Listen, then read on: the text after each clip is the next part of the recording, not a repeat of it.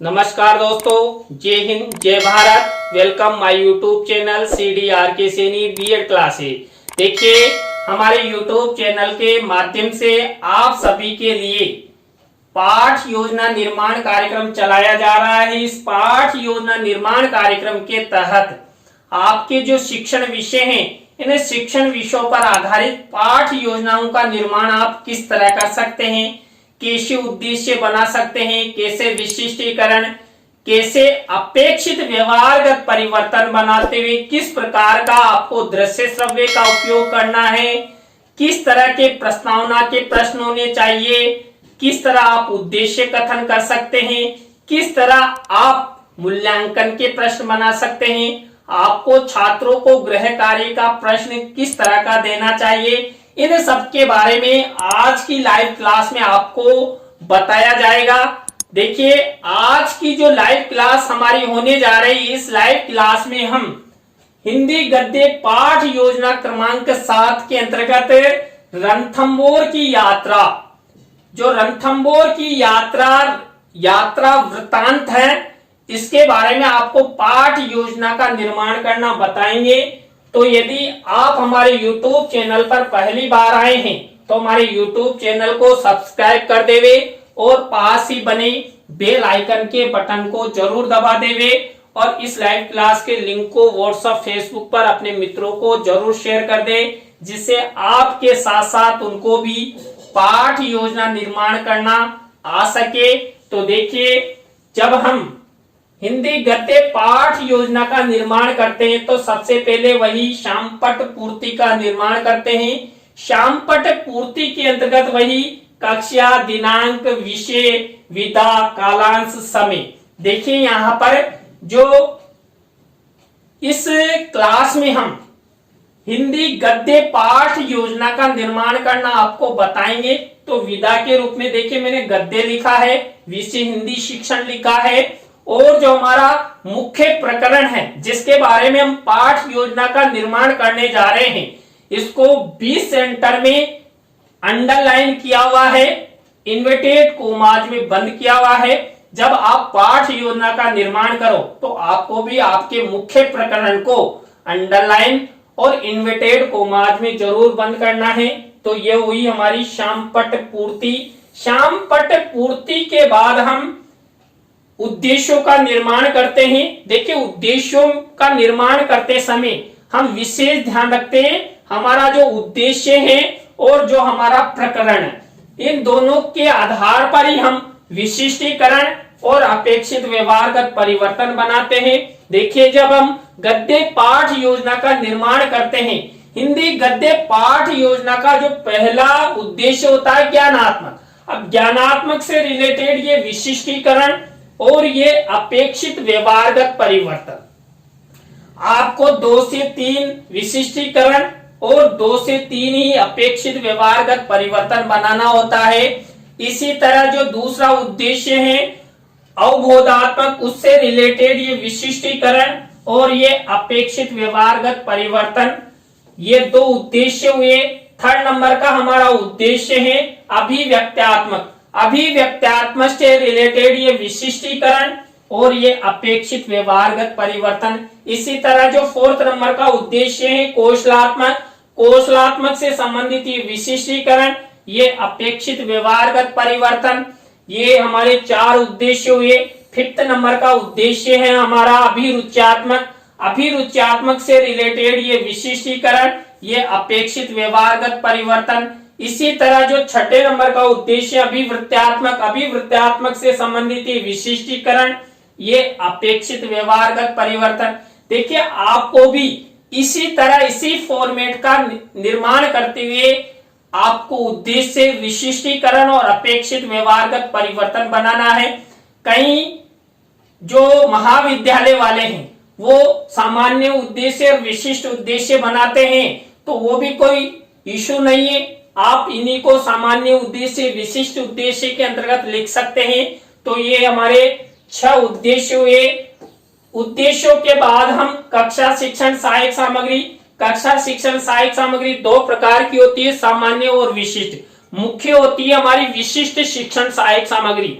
यानी कि इस पाठ योजना में हम ऐसे कौन सी विशिष्ट सहायक सामग्री यानी दृश्य श्रव्य का निर्माण करेंगे। तो यहाँ पर देखिए इस पाठ योजना में चार्ट और चित्र का निर्माण किया जाएगा। इसके बाद पूर्व ज्ञान, देखिए यहाँ पर पूर्व ज्ञान, तो छात्र रणथंभौर की यात्रा वृत्तांत पाठ के बारे में सामान्य जानकारी रखते हैं। देखिए रणथंभौर को कौन नहीं जानता, पूरे विश्व में, पूरे वर्ल्ड में रणथंभौर प्रसिद्ध है टाइगर के लिए। तो यहाँ पर ये पूर्व ज्ञान हुआ। तो हमने सबसे पहले क्या किया, शामपट पूर्ति के बाद उद्देश्यों का निर्माण, उद्देश्यों के अंतर्गत हमने विशिष्टीकरण, अपेक्षित व्यवहारगत परिवर्तन और कक्षा शिक्षण सहायक सामग्री का निर्माण करते हुए पूर्व ज्ञान किया। इसके बाद हमारी मुख्य पाठ योजना शुरू होती है। मुख्य पाठ योजना शुरू होती है प्रस्तावना के प्रश्नों से। पहली स्टेप ये मानी जाती है प्रस्तावना। देखिए प्रस्तावना के अंतर्गत हम 3 से 5 प्रश्न बनाते हैं। प्रश्नों में तारतम्यता होती है, जिगजैग होता है, उत्तरों से ही प्रश्न बनाए जाते हैं और जो हमारा अंतिम प्रश्न होता है वो समस्यात्मक होता है। देखिए यहाँ पर भी इसी तरह इसी प्रक्रिया का सहारा लिया गया है। जो हमारा पहला प्रश्न देखिए, हम सब किस देश में रहते हैं, हम सब भारत देश में रहते हैं। तो भारत से अगला प्रश्न बना है, भारत में क्षेत्रफल की दृष्टि से सबसे बड़ा राज्य कौन सा है। तो क्षेत्रफल की दृष्टि से सबसे बड़ा राज्य राजस्थान है। इसी राजस्थान से अगला प्रश्न बना है, राजस्थान में टाइगर के लिए कौन सा जिला प्रसिद्ध है। देखिए राजस्थान में क्या पूरे वर्ल्ड में ही टाइगर जिले के नाम से सवाई माधोपुर जिला प्रसिद्ध है। यहाँ पर विश्व के अनेक देशों से सैलानी टाइगर को देखने के लिए आते हैं। तो सवाई माधोपुर से ही अगला प्रश्न बना है, सवाई माधोपुर में स्थित दुर्ग को किस नाम से जाना जाता है। देखिए जो सवाई माधोपुर जिले में जो दुर्ग है, इस दुर्ग को हमें रणथंभौर दुर्ग के नाम से जानते हैं। अब इसी रणथंभौर दुर्ग से अगला प्रश्न बना हुआ है कि रणथंभौर की यात्रा वृत्तांत पाठ के बारे में आप सब क्या जानते हो। अंतिम प्रश्न हमारा समस्यात्मक हो गया। इसी के द्वारा छात्रों में पढ़ने के प्रति रुचि उत्पन्न की जाती है, छात्र सक्रिय होते हैं और यहाँ पर वही प्रक्रिया, वही देखिए प्रश्नों में जिगजैग है, तारतम्यता है, उत्तरों से प्रश्न बनाए गए थे। प्रस्तावना के प्रश्नों के बाद हमारी जो दूसरी स्टेप आती है उद्देश्य कथन। उद्देश्य कथन में वही चित्रों को बताते हुए हम उद्देश्य कथन कर सकते हैं कि बच्चों आज हम सब रणथंभौर की यात्रा वृत्तांत के बारे में विस्तार पूर्वक अध्ययन करेंगे। तो ये हमारा उद्देश्य कथन हुआ। उद्देश्य कथन के बाद वही पाठ प्रस्तुतिकरण, जिस पाठ का हम अध्ययन करने जा रहे हैं उस पाठ की पाठ्य पुस्तक में पृष्ठ संख्या को खोलने के लिए छात्र अध्यापक, छात्र अध्यापिका छात्रों को निर्देशित करती है। देखिए यहाँ पर भी इसी प्रक्रिया का सहारा लिया गया है। यह फॉर्मेट है पाठ प्रस्तुतिकरण में। देखिए हम सबसे पहले हम आदर्श वाचन करते हैं। आदर्श वाचन आप सबको पता है छात्र अध्यापक, छात्र अध्यापिका द्वारा किया जाता है। अब यहाँ पर आदर्श वाचन के समय मुख्य चीज यहाँ पर शिक्षण सहायक सामग्री वाले कॉलम का ध्यान रखा जाता है। देखिए इस पाठ योजना में जो छात्र अध्यापक, छात्र अध्यापिका जो आदर्श वाचन करेंगे वो किसका करेंगे, जो हमारा मूल पाठ है यानी रणथंभौर की यात्रा प्रकरण का। तो रणथंभौर की यात्रा प्रकरण से संबंधित विषय वस्तु यहाँ पर मिनिएचर के रूप में चस्पा की जाती है। आपको भी एक पेज में रणथंभौर की यात्रा से संबंधित विषय वस्तु लिखना है, उसको फोल्डिंग करना है और शिक्षण सहायक सामग्री के कॉलम में चस्पा कर देनी है। तो ये आदर्श वाचन का कॉलम हुआ। देखिए मेरे द्वारा भी विषय वस्तु लिखी गई है, इंतजार करिए। देखिए विषय वस्तु मैंने नेक्स्ट स्लाइड पर लिखी है, यहाँ पर आप स्क्रीनशॉट ले लीजिए। ये देखिए प्रथम अनुवृत्ति है, रणथंभौर की जो यात्रा पाठ है इसकी प्रथम अनुवृत्ति है। आप पाठ योजना निर्माण करेंगे तो इसे तो आप स्क्रीनशॉट जल्दी से ले लीजिए। देखिए ये विषय वस्तु हो गई किससे संबंधित, रणथंभौर की यात्रा से संबंधित। इसके बाद हमारी 5वीं स्टेप आती है अनुकरण वाचन। देखिए अनुकरण वाचन छात्रों द्वारा किया जाता है। जो छात्र अध्यापक छात्र अध्यापिका होते हैं वो छात्रों को निर्देशित करते हैं कि उचित यति गति के साथ आप रणथंभौर की यात्रा वृत्तांत का अध्यापन करिए। तो यहाँ पर छात्र वही करते हैं जो छात्र अध्यापक छात्र अध्यापिका निर्देश देते हैं, उनकी आज्ञा का पालन यहाँ पर अनुकरण वाचन में किया जाता है। अनुकरण वाचन के बाद हमारी नेक्स्ट स्टेप आती है अशुद्धि संशोधन। देखिए अशुद्धि संशोधन में जो अनुकरण वाचन के समय छात्रों द्वारा की गई अशुद्धियों को यहाँ पर छात्र अध्यापक छात्र अध्यापिका शामपट्ट की सहायता से शुद्धिकरण करवाती है। तो देखिए यहाँ पर शामपट्ट कार्य वाले कॉलम में मिनीचर का उपयोग किया गया है। इसमें देखिए एक तरफ अशुद्ध शब्द लिखे हैं, एक तरफ शुद्ध शब्द लिखे हुए हैं। वही जो जिन जिन छात्रों ने अनुकरण वाचन के समय जो अशुद्धियां पढ़ी उनको खड़ा करके यहाँ पर एक एक शुद्धिकरण उनको उच्चारण करना बताया जाता है। तो ये अशुद्धि संशोधन का फॉर्मेट हुआ। अशुद्धि संशोधन के बाद हमारी नेक्स्ट स्टेप आती है हिंदी गद्य पाठ योजना में काठिन्य निवारण। देखिए काठिन्य निवारण गद्य पाठ योजना की आत्मा कही जाती है। यदि छात्र अध्यापक छात्र अध्यापिका ने अच्छी तरह काठिन्य निवारण कर दिया तो छात्रों को पूरा पाठ ही अच्छे से समझ में आ जाएगा। देखिए यहाँ पर वही शामपट्ट वाले कॉलम में आपको शब्द अर्थ विधि प्रविधि और प्रयोग करते हुए प्रत्येक शब्द लिखना है और उनका अर्थ बताना है। कौन सी विधि से आप छात्रों को समझाएंगे वो विधि लिखना है और उसका प्रयोग करना है।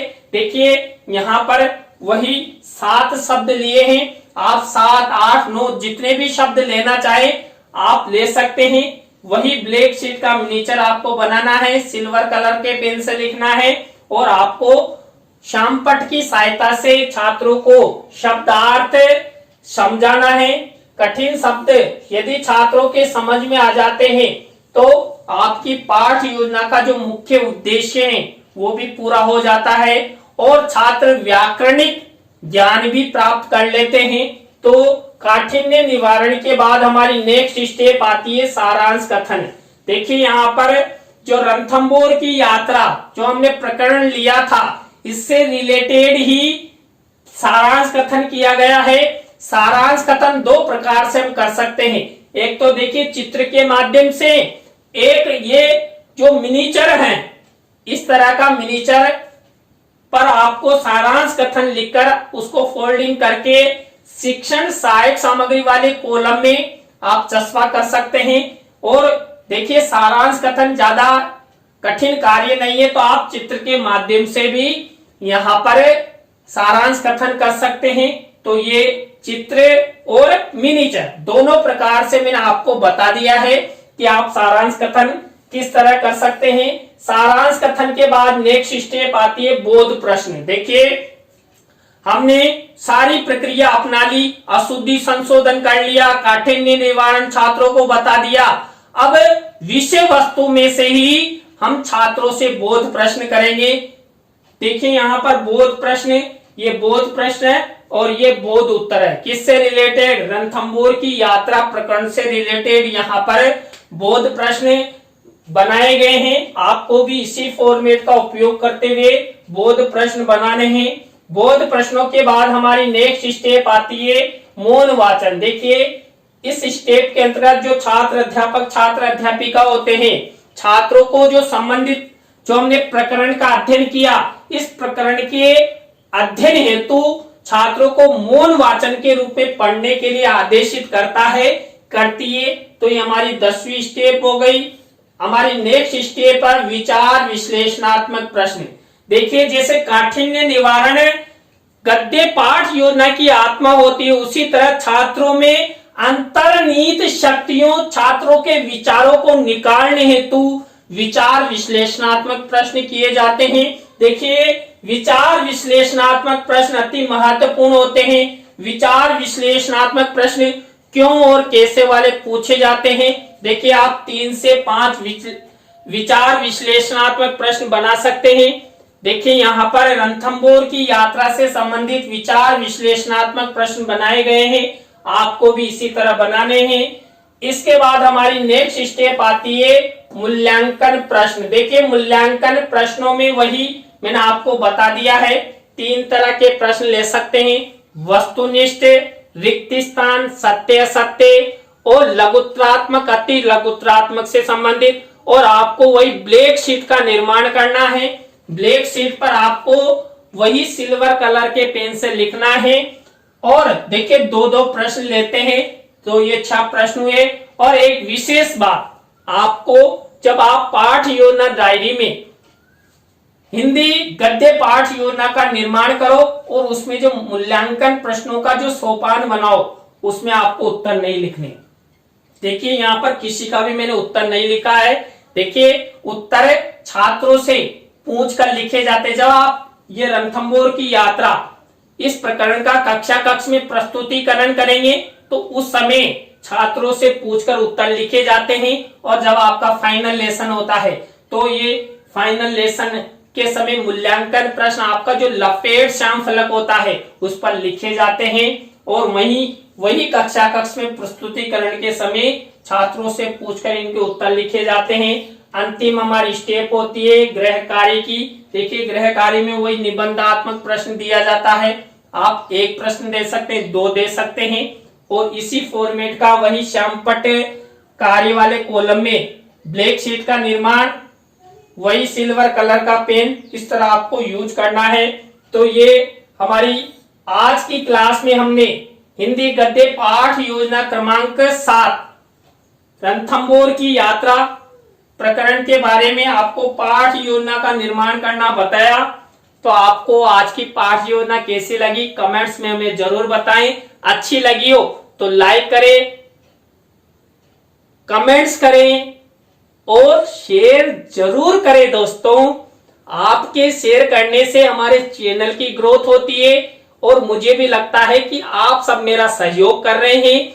तो इसलिए आप हमारी चैनल की वीडियो को अधिक से अधिक शेयर किया करो। आप सब हमारी लाइव क्लास से जुड़े, तो आप सबको बहुत बहुत धन्यवाद। नई पाठ योजना के साथ हम आपसे फिर मिलेंगे CDRK Saini BEd classes YouTube channel पर। तो जय हिंद, जय भारत, राम राम साहब।